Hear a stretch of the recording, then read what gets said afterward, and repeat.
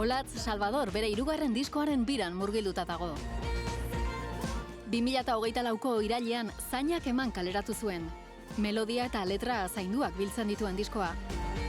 Bertan, intimitatea, egunerokotasuna eta emozio sakonak uztartzen ditu.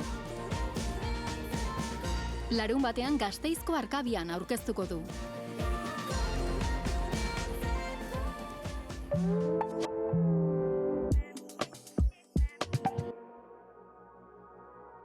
Basterretxea Oteiza espazioaren arazoa erakusketak Euskal Arte garaikidean funtsezkoa izan zen bi artisten arteko elkarrizketa artistikoa berrikusten du. Erakusketa honek haien arteko truke sortzaile eta intelektualak eskultura eta espazioaren kontzeptua berritzeko izan zuen eragina aztertzen du.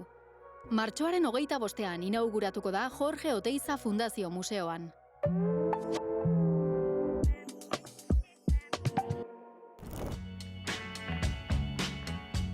Jon Plazaolak AA Aita izeneko bakarrizketa aurkeztuko du Hendaian.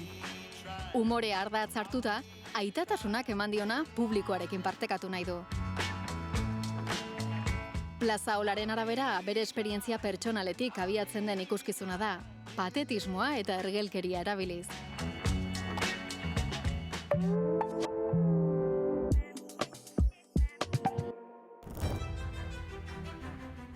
Tantiaka teatroaren obra berria Desobedienteak 1888 biranda. Ainoak protagonistak desobedientzia zibilari buruzko tesia defendatu behar du epaimai akademikoaren aurrean.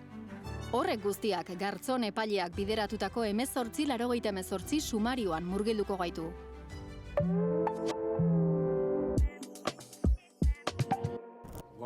Patxi Bizkerten Onbuaren itzala filma Intxaurrondoko kulturetxean proiektatuko da korrika kulturalaren baitan. Zer egin duzu mantelarekin?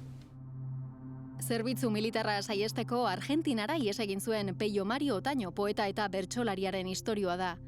Gaixotu ondoren, Donostiara itzuli zen, baina bere ideal politikoak ez traizionatzeko berriro erbesteratu zen. Kulturplanik onenak EITB-ren eskutik.